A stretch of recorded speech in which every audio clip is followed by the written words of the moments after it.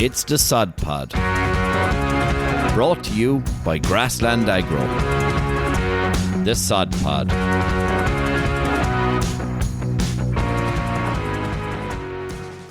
Hello, and welcome to the Sod Pod.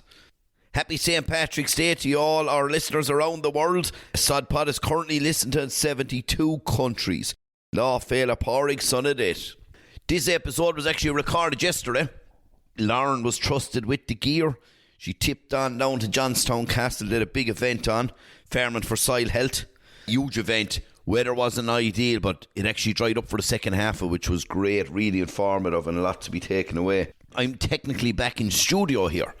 So I met Lauren on the side of the road there at about 4:30, grabbed the gear and head straight back to, as they say, studio.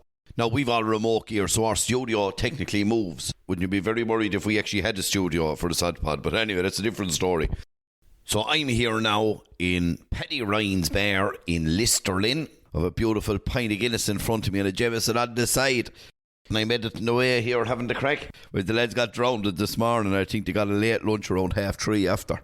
So let's go over to Lauren and see how she got on today. She caught up with a couple of people.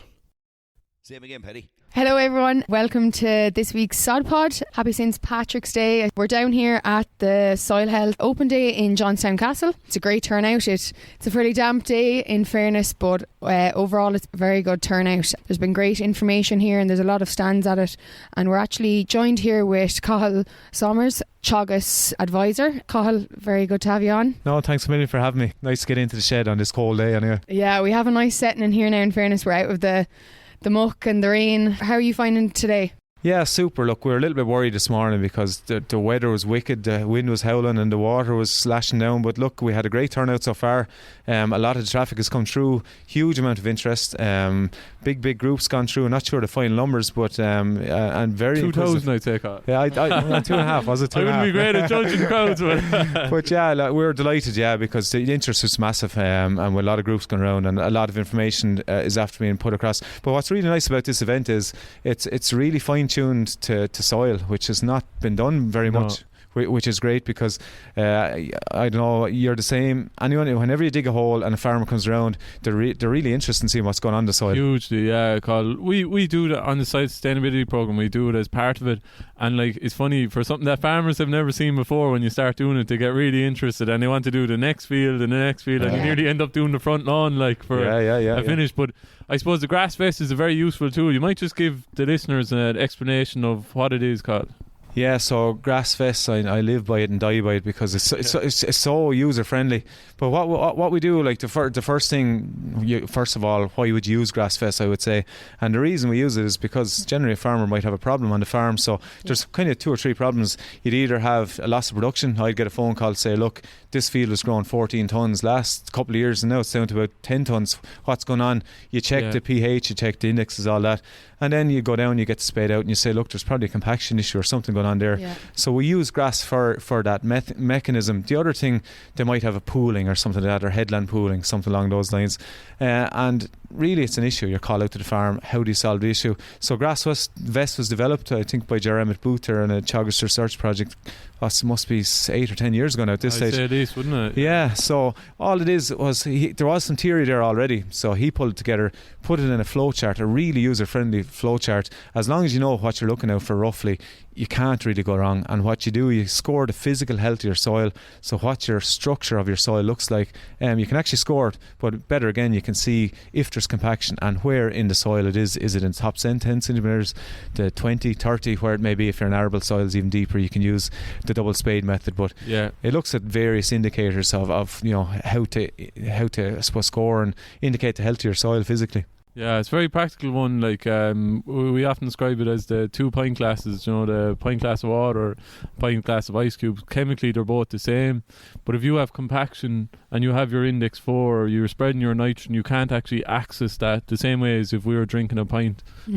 Which will be tomorrow, Lauren, and call you. Stranger things have happened, that you can't actually access those nutrients, and it's a big one. And like we were up, this is I suppose the final leg of the global soil biodiversity conference, And this is kind of the practical element, Carl. There was a slide presentation yesterday. 36% of soils in Europe are compacted, up from 18% when they first started the study 26 years ago. I feel that we're seeing a lot of compaction on grassland farms. Is that something you come across as well? Yeah, it is, and there's a reason for that. Our agriculture has done really well over the last 20-30 years. We're doing a really good job on it. Because of that, we have a grass-based system, so we're trying to get more of our animals on grass for longer periods of time, and with that comes heavier machinery. And naturally, as we develop as good farmers, you're going to get heavier machinery and more, I suppose, more issues on that soil. But now we're to a point we have to decide, right, what is the balance? And I suppose when you go back to GrassFest, it's before we get to those issues that I spoke to you about, let's try and identify the issue before it happens really bad, so we can, I suppose, work our management practice around it. Like, there's 3 things that affect us in Ireland as farmers. Number 1 is weather. We can't control the weather. It rains when it rains. Number 2 is the soil type you have. You're dealt the hand you're dealt with. Some people have brown earths, some people have clay soils, and that brings its own issues with us, but we can control our management. So when our animals go on land, when our machinery goes on land, and look, if we get a grasp of that, but like you said a minute ago, unless you look at that, look at this underneath the bonnet at the soil, you won't know if it's doing good or bad or indifferent. Yeah, no, exactly. And like, Carl, what I found really interesting from going around to your board there today was the engagement with the farmers, and a lot of farmers that were there were asking questions, and they were interested in knowing a little bit more. You speak about oxidisation, and you speak about waterlogging and a pan and stuff, so it's really, really important to get out and assess our soils, dig down, see what's there. And before we go to reseed, do we need to plough? Do we need to do a shallow till? Like, getting out and getting a bit more of a feel for what's there is really important. Yeah, look, fully agree. Like, the biggest issue, I suppose, on the farm, lots of farmers know the kind of things we're talking about, but they don't know the reason behind it. So you mentioned oxidisation. That's because water can't move through the soil, cause of compaction. So there's a fix to it. Depending on how deep it is, we can give the farmers a solution to it.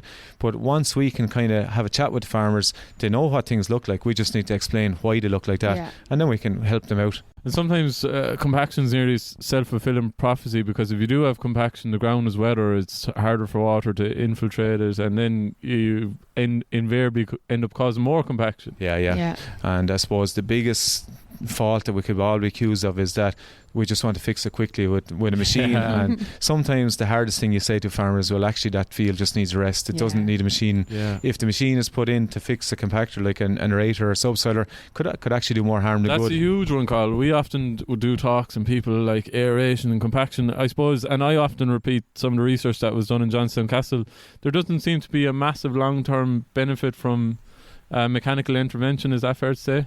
Yeah, look, for aeration, some of the results come back are saying it's not really doing anything for us a whole lot. It'll break up a bit of compaction, but long term it's not really a benefit to the farm. Better practice is going to the subsoiler. Look, subsoiling sometimes has to be done, but I suppose my point would be, if you're using GrassFest, you're identifying exactly where you've actually mentioned a couple of things there. So aerators, you identify an issue high up in the profile or lower down. Certain machines or certain practices will fix certain issues in the profile at certain depths, and it's about identifying where it is and then coming up with that solution. And with the subsider, you need to be more certain and have the conditions 100%, because you can do more harm than good. Yeah, look, you're going down fairly deep with a subsoiler. If there's an issue down there and you go down at the wrong time when the soil is too wet, that's nearly irreversible, some of the damage you could do. And I think, like, a lot of our advisors would be going out in the summertime when we're doing these grass fests. The farmers would ask them, like, we'd be advising them, look, if the land does need a bit of rest, to rest it. But a lot of question that comes up is, should I aerate? What are the risks with that aeration, that subsoiling? And that's a big one, is when is the best time to do that without causing harm? Because effectively, like, our above ground actions are impacting our below ground interactions. Yeah, fully agree. Like, the biggest issue is any of those machines are break glass options. They're the last option. Get your pH right, get your fertility right, get your grazing options right, get your machinery right. But like you've mentioned, lots of people go in with the machine and they think job done. That's only the beginning of it. If you go in at the right time when the soil is dry enough to go in, it's the actual 6 months after that, because that's the time that'll recompact really quickly. So it's management afterwards is vitally important. That came up yesterday in the conference as well, that you can have a secondary compaction after alleviating compaction, and it can actually be even more irreversible. The other thing, Carl, is that, and listen, I'm a good man for these broad stroke statements, but I often say that it's more machinery than livestock that cause compaction. Yeah, look, soil will recover more quickly from livestock, and the reason being is, well, there's two things to it. Yeah. In the start of the year, it'll recover more quickly because we'll come into the height of the growing season, aggressive growth of crops, and that helps recover. If you poach in the back end, it can be more of a problem because the winter's a bit dead. But go back to your machinery and go back to my point with agriculture becoming, I suppose, more productive. We have big kit going in, the minute that we're allowed to spread slurry is the middle of January, and then effectively we're out with machinery for slurry spreading, we're onto fertiliser spreaders, we're onto silage gear. It's all the way through until November, so the potential is much higher and the gear is much bigger. You look at some of the 2,500, 3,000 gallon tankers, they're class, twin axles, low emission spreading on the back, and they're fine as long as you go out with the right time with them. And Carl, then, so this is a big one. So listen, I often explain to farmers, if you look at your farm roadway and if you ask them, have you ever drawn slurry, and everyone's like, yes, I have. And then you say, if you look at your farm roadway on a bend when you're drawing slurry, what happens? And all the road gets pushed over. But I suppose farmers then sometimes counteract that by using pumping system or nurse tanks and pump it out into the field, so you just have the weight of the tractor and the dribble bar. But that isn't necessarily the best bet, because a lot of compaction is based on field capacity as well, and there's metrics that we should maybe focus on in that sense, probably, is there? Yeah, the umbilical cord you're talking about, the greatest invention ever to get slurry out. The earthworms love it as well. That's Olaf Smith about that. But look, the slurry is fine as long as it's put out at the right rate. No problem at all as regards that. Yeah, what's the right rate? Yeah, what's the right rate? In the start of the year, I wouldn't be going above 2,000 gallons to acre. I'd say no way. Jaeger bombs. No more than two. No more than two, and you'll be okay. If you go over two, you won't let yourself down too badly. But going back, I suppose, to your question on the weight and machinery and the umbilical cord, it's a great system. But you're right. A tractor at the wrong time on its own, it doesn't matter if it's 4,000 to 5,000, it's going to cause problems. Yeah. So the problem with the umbilical cord is we feel that because it's lighter, you can go out wherever you feel like it with a four-wheel drive, and that's not the case. Yeah, and it is a big one, because, and then there's the subsequent, if you're too close to field capacity, you can drive earthworms up and then they can get killed by UV radiation and stuff like that, and they're effectively, when we talk, they're the keys to alleviating compaction. They are, look, in general, slurry is good for earthworms, like we said, as long as the right rate. You will get initial kill on the adult earthworms, but the juveniles will double in population. So because it's carbon source, it's really good for them. I suppose the bigger issue we have, if you're spreading slurry and you're compacting ground when there's a lot of water in it, like, you're really wasting money. 1,000 gallons of slurry is €50 and you're putting it out into waterlogged ground. Where's that going? It's certainly not going to your plant. So compaction aside, you're losing money there, left hand and foot. Yeah, no, it's a big one. And Carl, a very important question. Clare and Wexford recently played. You don't happen to have the result on that? No comment. We're going to have to go and ask Dave Wall now as well. Is there anyone else from Wexford we should touch up on that one? Ring Davy Fitz there, right? We have a comment on. No, Carl, that was great. Have you any kind of key take-home messages that you'd advise farmers now for going out and assessing their soil and the importance of avoiding this compaction? Yeah, look, I think the biggest thing for farmers is that we're all slow to get out and take a spade out and dig a bit of a hole. Yeah. But what I would say to you is it will save you a lot of money if you do it the correct way. So if you think you have an issue and you get out and identify using your grass vest, or even if you don't understand grass vest, take out the shovel, have a look, see if you think there's an issue there, measure roughly what height's at, and then talk to an advisor or someone that could give you a bit of advice about it to try and help you out on it. But what I would say is just get more touch with the soil. It's very easy to sit up on the top of the tractor and not get out too often, and look, you might as well get those extra few inches if you can, because it will save you money and it will save your land. And if you have healthy land, healthy soil, you'll have healthy crops, healthy animals. And Carl, you're a seasoned campaigner on the podcast, and you have the Environment Edge. It's going very well. Do you want to tell a few of the SodPod listeners about it? Yeah, so look, it's the Environment Edge podcast. We're going now 2 years. We're on our 51st episode. We broke the half century last week. Our director, Frank O'Mara, broke the half seal first. No cake, but look, we released 2 a week, and we just cover anything and everything to do with farming and sustainability. We could be talking about earthworms one week. We could be talking about carbon emissions the next week. So, like yourselves, you're doing a great job, and it's enjoyable. I love talking to farmers and see what's going on the ground with them. Yeah, it's funny though how farmers are consuming podcasts and the industry. It's brilliant, and it's kind of a new media, but very effective probably. When you're up in a tractor and you have Bluetooth there with these fancy tractors now, just flick on the podcast there, turn off the music, no more meatloaf, Fran. Just meatloaf. It's a bit before my time now. Really, John? Thanks, Lauren. Yeah, fair. Yeah, no, perfect. Great stuff. Well done, Carl. Thanks a million. That was Cathal Somers, Sustainability Advisor with Teagasc. Cathal there, as the lads mentioned, the Environment Edge. Cathal Somers and Deirdre Glynn run that. Great podcast, and they hit episode 50 there recently as well. And we're going to step on now to see the lads caught up with someone else. Let's see how this goes. Welcome back, lads. We're joined here with John, David and Thomas McCarthy, a PhD student in Johnstown Castle here. Thomas, how are you keeping? Good, thanks. And yourself? Good. You're taking a break from the PhD today and you're out directing people. Directing a few people around the group here today. Yeah, it was good to see so many people out, even despite the weather. It last rain there for a few hours, but we got a good number, I think. Yeah, no, it was very good turnout in fairness. So, Thomas, you're a West Cork man. I am, yeah, sure. From down near Clonakilty there, a place called Timoleague. But you're now a Wexford man. Well, allegedly anyway. I'm after spending the last couple of years here and got accused of having a Wexford accent there a minute ago, so I didn't think not a lot of Cork man, but a West Cork man. I didn't think you'd lose your accent. I think we'll have to practice that now a bit, I think, to get back on track with the West Cork accent. To get back to your roots. Yeah. And before we get into it now, you're going to play a tune on the double row melodeon, as he called it. Two row melodeon. That's out in the boot of the car there, yeah, we'll bring it in the minute there. So you got out there, run out there. In time for the weekend. Like a squeeze box accordion, like. They use the melodeon for the set dancing, don't they? They do, yeah. Yeah. John, you're big into the set dancing, aren't you? I wouldn't play the melodeon. John, you set dance, not you? John, you're set dance. You're big into the set dancing, yeah. Thomas, you're here anyway till the end of next year.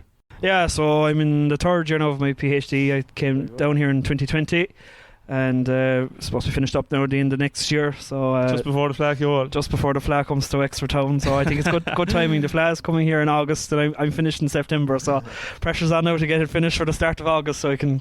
fair play. Yeah. And what are you at exactly, Thomas, and the research you're at? So that's a good question actually, David. But, and also the PhD is on potassium in grassland, so looking at soil potassium, looking at its effect on nitrogen use efficiency in grasslands really I suppose is the working title of it, but it kind of falls into a number of different areas then, focusing in on the soil and potassium dynamics in the soil, and then looking at potassium nutrition for grassland and grass clover swards, and then there's that nitrogen use efficiency element as well as affected by potassium fertilisation. So yeah, and like on the potash or the K, there's a series of results coming out in terms of clover and putting it in throughout the year.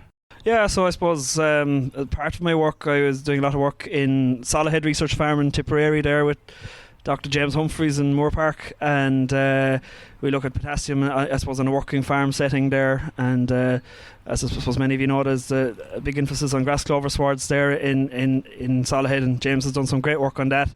So yeah, I suppose we've looked at potassium and its effect on clover sward persistence and biological infixation and that kind of thing. And I suppose on the ground on Solihead, what are they doing in terms of the fertilisation? I suppose they're probably applying, maybe 12 to 15 kilos of potash every second round during the year there, like, so about 60 kilos a hectare over the year on the grazing platform there, like, so we seem to be maintaining a fairly steady overall farm case status for soil using that approach. Yeah. Any surplus bales taken from any of the trial plots, Thomas, or surplus bales in Solihead? Yeah. There would be, yeah, sure. Look, whenever paddocks get too strong there during the year, they're taking out stuff for bales. Would you put in additional potash then as a result? Well, you could, I suppose. There's a big difference there in terms of fertilisation between, cut only and grazing swards. Yeah.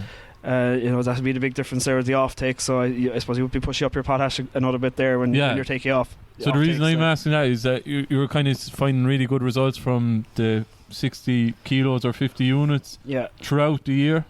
So like says from March onwards there every second round, like And is that just chemical, or that'd be just the chemical, and then they'd be the slurry then as well in the spring, like so there could be 100 units. Oh, they would, but you were finding good response, and maybe going with probably a K plus S, because we have to be careful about P recommendations with the register and everything.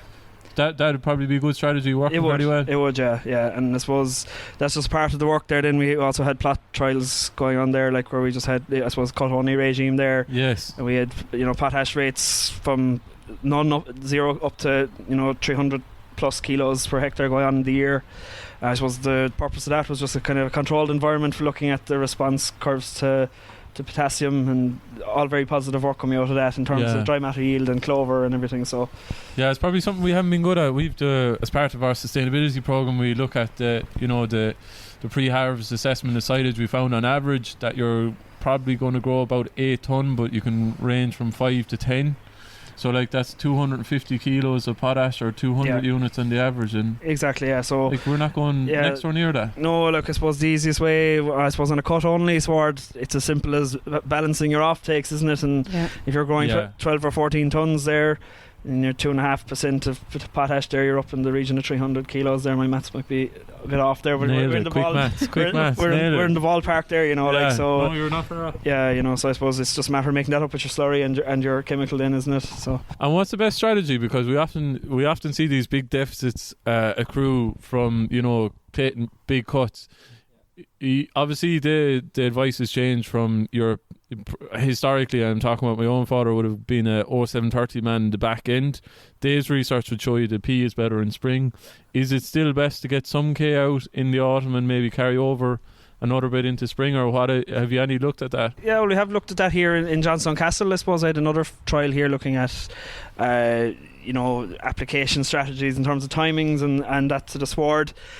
We looked at autumn K as one of those approaches, and I suppose, as you said, like particularly in build-up scenarios there where you wanted to get out a lot of K, the advice going back down through the years would have been to put it out in the back end to avoid tetany in the spring, on grass swards.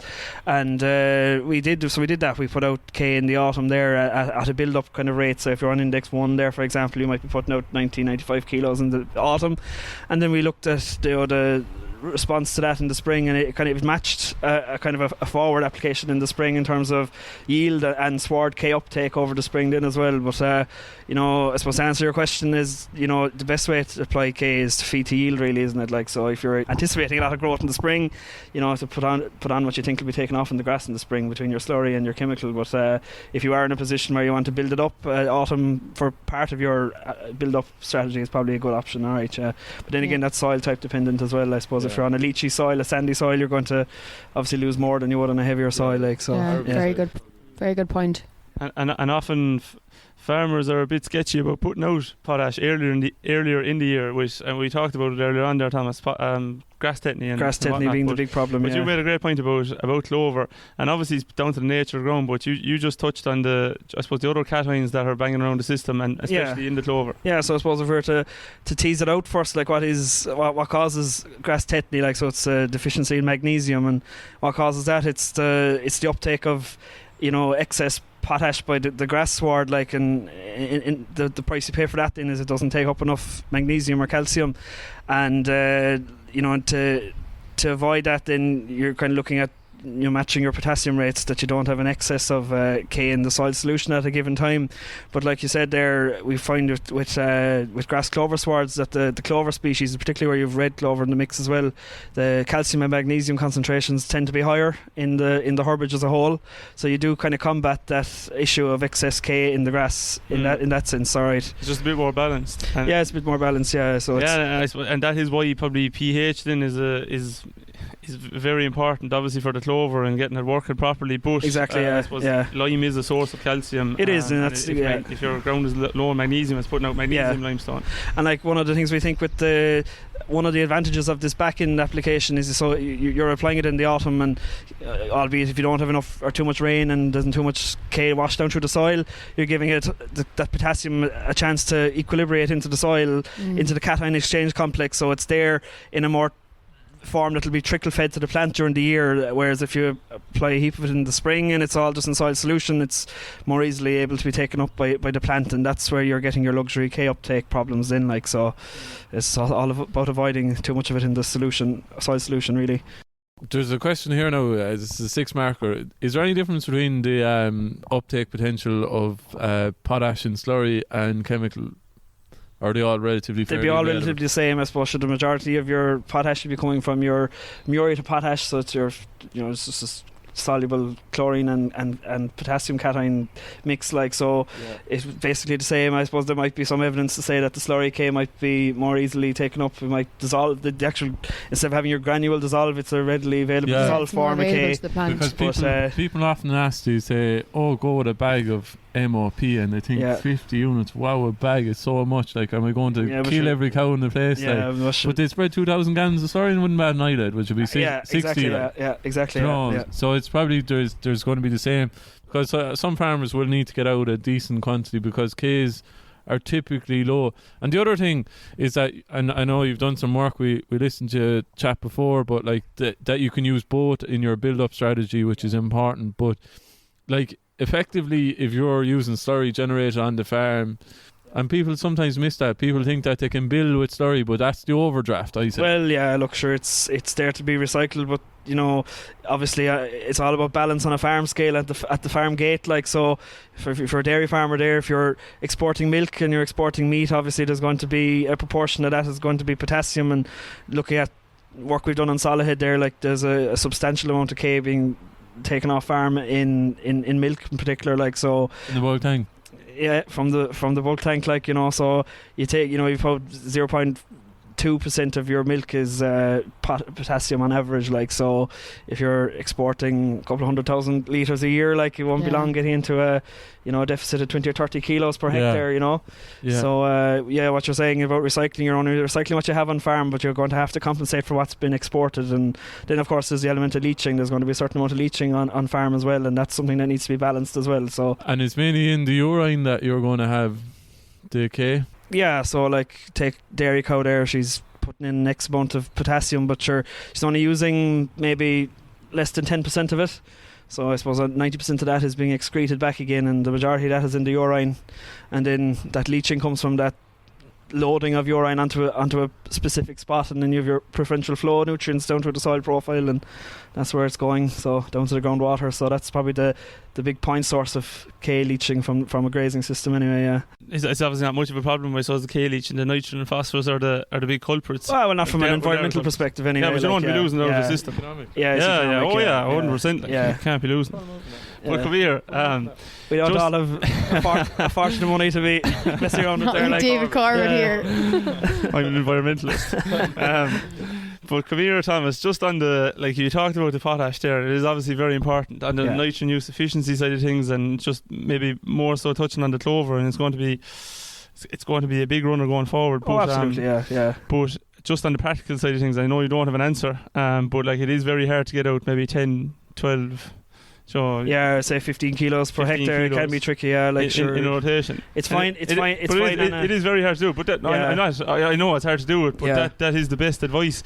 But that's the industry's, that's Grass and Agro's role, is to maybe try and overcome those problems. Products that are going to. It's probably problematic in a sense where you're using muriate of potash, where it's 50% K, but if you took maybe one of your own products there that's got a lower K concentration maybe or something, it mightn't be as problematic. Yeah, because you were using a bit there in Solihead, weren't you, last year? I believe they used some of that Solid, they used that there last year, so I think positive things coming out of that as well, I suppose just trying to, we have to be practical about it too, and get get the advice and the practicalities in line, and obviously first come first serve is going to be the research and exactly, all that sorted. And even here on the grass only side of things as well, we looked at different application strategies on the field trials over 2 years there, and different K application strategies, from having no K to putting K on in the spring and putting it on in the slurry in the spring, or putting it on in the autumn at equal rates. And we did see increases in nitrogen use efficiency, nitrogen fertilizer use efficiency using